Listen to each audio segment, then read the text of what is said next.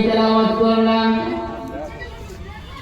ওই কোরআনের আয়াতের ভিতরে আল্লাহ পাক রব্বুল আলামিন বলেছেন দুনিয়ার ভিতরে থাকতে তোমরা তোমাদের মা বাবার তোমরা খেদমত করো আমি আল্লাহর পর তোমরা আমার আল্লাহর ইবাদতের পর তোমরা মা বাবার খেদমতে তোমরা লেগে যাও বাবা মাকে কষ্ট দিও না বাবা মাকে আঘাত দিয়ে কথা বলবে না বাবা মার প্রতি তুমি ইহসান করো বাবা মাকে তুমি সম্মান করো শুধু তাই নয় আল্লাহ পাক রব্বুল আলামিন কোরআনে কারীমের ভিতরে বলেন বাবা মাকে কিভাবে সম্মান করবেন আল্লাহ পাক রব্বুল আলামিন কোরআনে কারীমের ভিতরে বলেন ওয়া কুল লাহুমা কাওলান কারীমা তুমি তোমার মাকে সম্মান দিয়ে কথা বলো তুমি তোমার বাবার সঙ্গে সম্মান দিয়ে কথা বলো বাবা মার সঙ্গে জোরে কথা বলবে না বাবা মার সঙ্গে তুমি চোখ রাঙিয়ে কথা বলবে না তুমি বাবা মার সঙ্গে নম্রতা ভদ্রতা সহকারে তুমি কথা বলো যার জন্য আল্লাহ পাক রব্বুল আলামিন আমাদের বাবা মার জন্য দোয়া একটা শিখিয়ে দিয়েছেন সেই দোয়াটি হলো رب ارحمهما كما ربياني صغيرا আল্লাহ পাক রব্বুল আলামিন বলেন প্রত্যেক নামাজের পর সমস্ত পৃথিবীর বান্দা যাতে দুআটি যাতে পড়ে رب ارحمهما كما ربياني صغيرا এই দোয়াটি যাতে প্রত্যেক নামাজের পর সমস্ত পৃথিবীর মানুষ যাতে বাবা মার জন্য এই দোয়াটি যাতে পড়ে এই দোয়ার ভিতরে বলতেছেন আল্লাহ যখন আমি মায়ের গর্ভে ছিলাম তুমি আমাকে যেভাবে মায়ের গর্ভে থাকাকাল যেভাবে তুমি আমাকে তোমার রহমত দিয়ে তোমার কুদরত দিয়ে যেভাবে আমাকে তুমি লালন পালন করিয়েছো তদ্রূপে দুনিয়ার বুকে তুমি আল্লাহ আমার মা বাবাকে তুমি তোমার কুদরত দিয়ে তুমি আল্লাহ লালন পালন করিও ওই বাবা মার সঙ্গে আমরা চোখ রাঙিয়ে কথা বলি ওই বাবা মার সঙ্গে আমরা ঝগড়া করি ওই বাবা মার সঙ্গে আমরা নম্রতা ভদ্রতা আমরা দেখাতে পারি না বাবা মার সঙ্গে ঝগড়া ঝাঁটি বাবা মার সঙ্গে আমরা খারাপ ব্যবহার করি ভাই মোহতরম দোস্ত বুজুর্গ আজিজ আল্লাহর হাবিব মুহাম্মদুর রাসূলুল্লাহ সাল্লাল্লাহু আলাইহি ওয়াসাল্লাম একদিন মসজিদের নববীর ভিতরে বসে আছেন সাহাবাদেরকে নিয়ে ওই সময় দেখা যায় একজন বৃদ্ধ ব্যক্তি একজন বৃদ্ধ মহিলা মসজিদের নববীর ভিতরে ঢুকে গিয়েছে আমাদের রাসূল পাক সাল্লাল্লাহু আলাইহি ওয়াসাল্লাম তিনি দেখে দাঁড়িয়ে গেলেন মসজিদের ভিতরে যখন ঢুকে আসলেন হুজুর পাক সাল্লাল্লাহু আলাইহি ওয়াসাল্লামের কাছাকাছি যখন এসে গেলেন আল্লাহর হাবিব মুহাম্মদুর রাসূলুল্লাহ ইনার গায়ে থেকে চাদরটা খুলে মাটিতে বিছনা করে দিলেন বসার জন্য সাহাবাগণ হা করে তাকিয়ে আছে যে একজন বৃদ্ধ মহিলা একজন বুড়ি মহিলা এসে আসলো আর তার জন্য হুজুর পাক সাল্লাল্লাহু আলাইহি ওয়াসাল্লাম নিজে দাঁড়িয়ে গেলেন আবার যখন চলে যাওয়ার সময় হলো কথাবার্তা শেষ হয়ে গেল তারপর আবার দেখি হুজুর পাক সাল্লাল্লাহু আলাইহি ওয়াসাল্লাম আবার দাঁড়িয়ে গেল যখন মহিলাটি চলে গেলেন চলে যাওয়ার পর সাহাবাগণ জিজ্ঞাসা করেছেন ইয়া রাসূলুল্লাহ যে নবী পুরা কায়নাতের নবী যে নবী সারা বিশ্বের নবী সে কোনোদিন কারো সম্মুখে দাঁড়ায় নাই কিন্তু একজন মহিলা আসার জন্য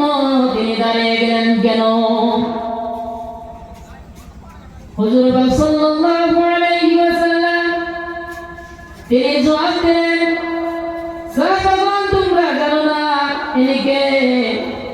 সেই ব্যক্তি যে ব্যক্তি আমি জন্ম হওয়ার পর আমার কিসমতে কোনোদিন মায়ের দুধ আমি পান করতে পারি নাই। আমার কিসমতে আমি কোনোদিন আমার মায়ের দুধ আমি পান করতে পারি না। তিনি আমার সেই ব্যক্তি যে ব্যক্তি আমাকে ছোট্ট অবস্থায় আমাকে কোলে তুলে নিয়ে লালন পালন করিয়ে নিজের বুকের দুধ পান করিয়ে আমাকে বড় করেছে। তিনার নাম হলো হালিমাতু সাঈদিয়া। তিনি আমার মা। আমার জীবনে আমার মার দুধ আমার কিসমতে হয় নাই, কিন্তু আমার দুধ মা হযরত হালিমাতু সাঈদী তিনি আমাকে কোলে তুলে নিয়েছে। তিনার বুকে দুধ খেয়ে আমি বড় হয়েছি। তাহলে দেখুন, আমার হযরত মুহাম্মদ মুস্তাফা সাল্লাল্লাহু আলাইহি ওয়াসাল্লাম বাবা মাকে কত সম্মান দিয়েছেন, কত মহব্বত করেছেন, কত আদর্শবান দেখিয়েছেন।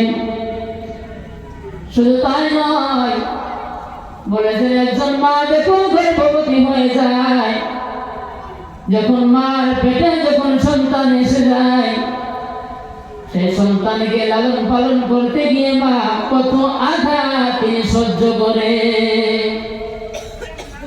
একটি কিতাবের ভিতরে বলা হয়েছে, মা যখন গর্ভবতী হয়ে গেছে, পেটের ভিতরে যখন বাচ্চা হয়েছে, একজন জীবিত মহিলা, একজন জীবিত মা আর একজন জীবিত বাচ্চাকে পেটের ভিতরে লালন পালন করতেছে।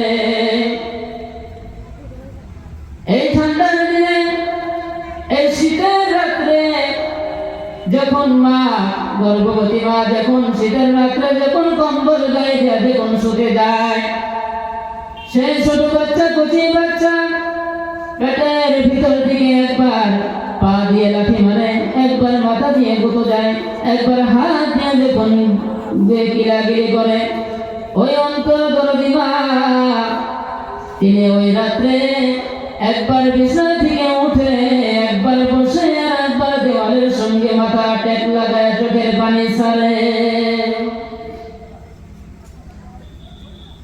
একবার দাঁড়ায়, একবার বসে, একবার দেওয়ালের সঙ্গে মাথা টেক লাগায় চোখের পানি জল জল করে ছাড়ে। শুধু তাই নয়,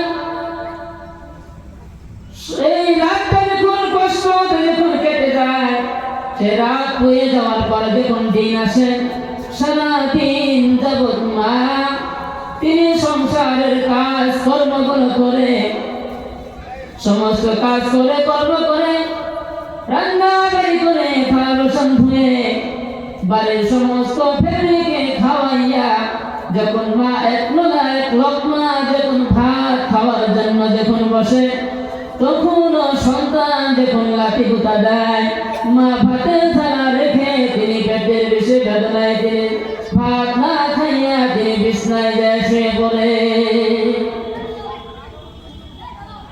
এত কষ্ট করার পর মা যখন এভাবে যখন একদিন নয়, 2 দিন নয়, 10 দিন মা যখন মা এভাবে কষ্ট করতে থাকে, যখন দিনার অপরাশনের সময় এসে যায়, যখন বাচ্চা দুনিয়ায় যখন ভূমিষ্ঠ হওয়ার সময় এসে যায়, তখন মা দিনার আম্মাকে বলে, বাবাকে বলে, বাড়ির স্বামীকে ডেকে এনে বলে আমি চলে যাই, কি জানি আমার কি মানে হয়, আমার তো ভয় লাগতেছে, আমি যদি বাচ্চা ভূমিষ্ঠ করতে গিয়ে যদি আমি দুনিয়া থেকে বিদায় হই, ও স্বামী তাহলে তুমি আমাকে নিশ্চয় তুমি আমাকে ক্ষমা করে দিও। যদি কোনো ভুল করেছি, এই সন্তান ভূমিষ্ঠ করতে গিয়ে যদি আমি দুনিয়া থেকে চলে যাই, তাহলে তুমি আমাকে ক্ষমা করে দিও। এই কথা বলে যখন মা যখন বাচ্চা ভূমিষ্ঠ করার জন্য অপারেশন থিয়েটারে যখন চলে যায়, তখন বেদনা যখন শুরু হয়ে যায়, এক একটা বেদনা যেন তিনার মৃত্যু সম্মুখে অপেক্ষা করেছে। এমন কঠিন বেদনার মধ্যে আবার আল্লাহ পাক রব্বুল আলামিন বলেছেন যখন মহিলারা গর্ভবতী হয় ওই গর্ভবতীর সময় যদি এই 10 মাস যদি কোনো ব্যক্তি নফল নামাজ পড়ে এই নফল নামাজ পড়ার জন্য যতটুকু সওয়াব তিনার আমলনামায় হবে অতটুকু সওয়াব আমি ওই গর্ভবতী মার আমলনামায় আমি লিখে দেই। বলেন সুবহানাল্লাহ। শুধু তাই নয়, বলছেন 10টি মাস রোজা রাখলে যে সওয়াব পাওয়া যায় একজন গর্ভবতী মহিলা মা তিনার আমলনামায় আল্লাহ পাক রব্বুল আলামিন এই 10 মাস রোজা রাখার সওয়াব তার আমলনামায় লিখে দেয়। সুবহানাল্লাহ।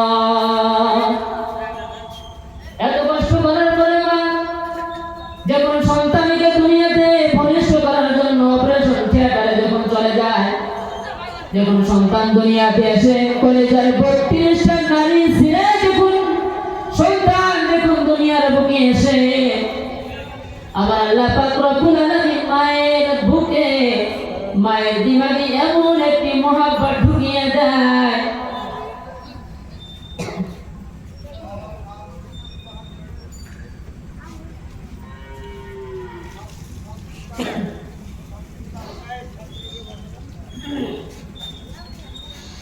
মায়ের অন্তরের ভিতরে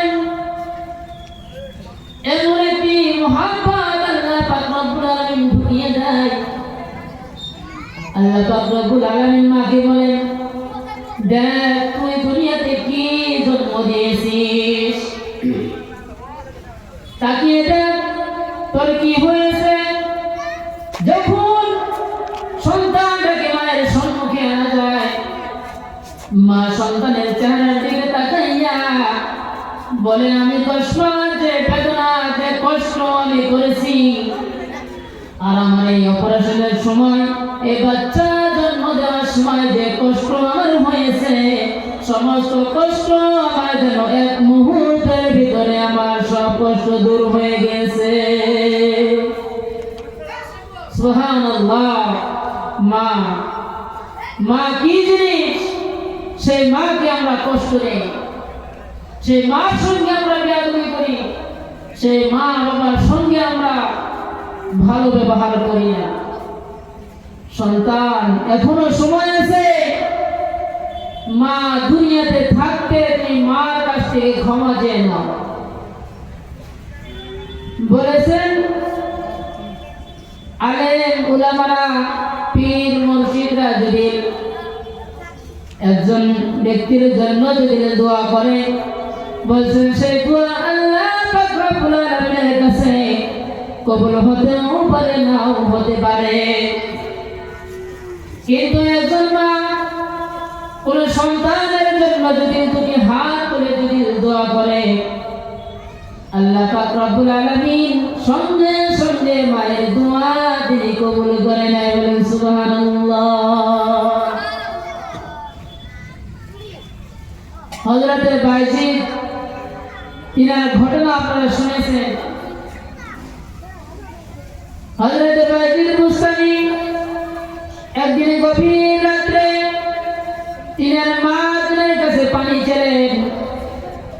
বাইজিদকে বললেন, ও বাইজিদ আমার জন্য 1 গ্লাস পানি নিয়ে এসো। হযরতে বাইজিদ বুস্তামি তিনি ঘরের ভিতরে যায়, দেখলেন পানি নাই। পানি আনার জন্য তিনি অনেক দূরে চলে গেলেন। পানি নিয়ে এসে দেখেন মা আরামের ঘুম ঘুমায় গেছে। মা ঘুমিয়ে গেছে। বাইরে চিন্তা করলেন এই সময় যদি আমি মাকে যদি ডাক দিই, মাকে যদি জাগ্রত করি, কাঁচা ঘুম ভেঙে গেলে আমার কষ্ট হবে। বাইরে চিন্তা করে তিনি পানির গিলাসটি হাতে করে নিয়ে মার সম্মুখে সারা রাত তিনি দাঁড়িয়ে থাকলেন।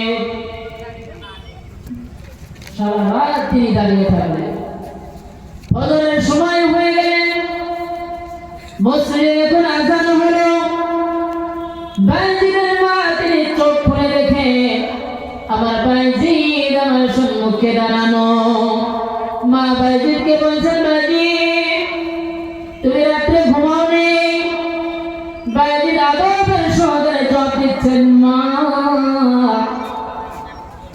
তুমি পানি চেয়েছিলে আমি পানি দিতে পারি নাই, পানি আনতে আনতে দেখি তুমি মা তুমি ঘুমিয়ে গেছো, রাত্রে আবার কখন পানি চাও, পানি দিতে পারবো না, তোমার কষ্ট হবে মা, যার জন্য আমি তোমার সম্মুখে দাঁড়িয়ে আছি, নাও জাগ্রত হয়েছো তুমি পানি পান করে নাও। বাইজিদের মা বাইজিদকে বিছানায় আরামের ঘুম ঘুমাইয়া 2 রাকাত নফল নামাজের জন্য 2 রাকাত নামাজ পড়ে সিজদায় গিয়া বাইজিদের জন্য দোয়া করলেন, ইয়া রাব্বাল আলামিন বাইজিদ আমার জন্য আজকে যে কাজটি করেছে তার কাজ দেখে আমি ধন্য, আমি মুক্ত হয়েছি। ইয়া আল্লাহ তুমি আমার বাইজিদকে সুলতানুল আরিফিন বানায় দাও। হযরত বাইজিদ রাহমাতুল্লাহ আলাইহি আল্লাহ পাক রব্বুল আলামিন মায়ের দোয়া সঙ্গে সঙ্গে তিনাকে কাজ করে দিলেন, সঙ্গে সঙ্গে মায়ের দোয়া আল্লাহ পাক রব্বুল আলামিন কবুল করে নিলেন। বলেন সুবহানাল্লাহ।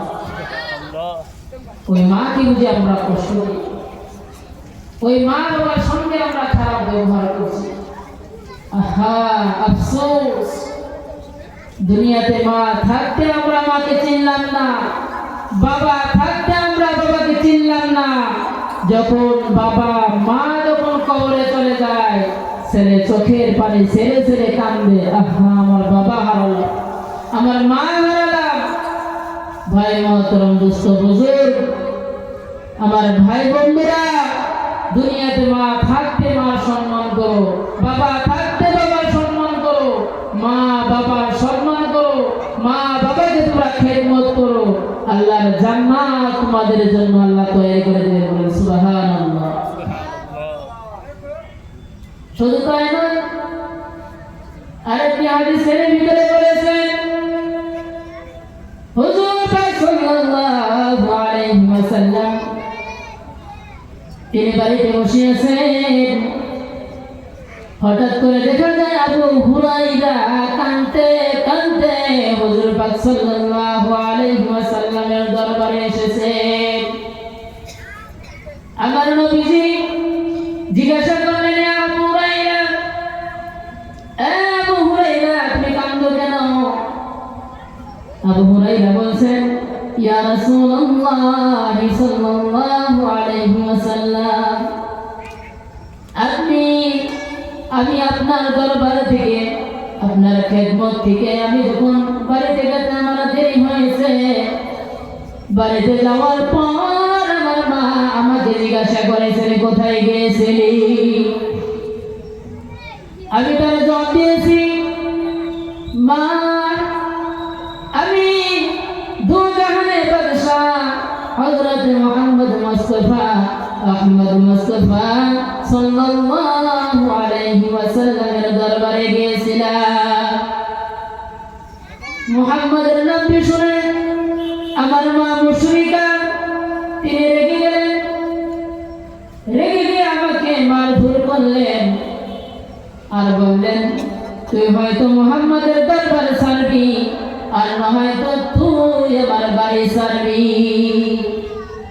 আমি আমার মাকে বলেছিলাম, মা তুমি যদি আমাকে মারতে মারতে যদি আমাকে দুনিয়া থেকে যদি বিদায় করে দাও, এই দুনিয়া যদি আমাকে ছেড়ে যেতে কও আমি ছেড়ে যাব, এই দুনিয়া যদি আমাকে ছেড়ে দিতে কও আমি ছেড়ে দিব, কিন্তু আমি মুহাম্মদের দরবার আমি ছাড়তে পারবো না। এই বলে মা আমাকে ঘাড় ধাক্কা দিয়ে বাড়িতে থেকে আমাকে বাহির করে দিয়েছেন। ইয়া রাসূলুল্লাহ, তাই আমি আপনার কাছে এসে আমি বললাম, হুজুর পাক সাল্লাল্লাহু আলাইহি ওয়াসাল্লাম জবাবে কি বলছেন শুনুন।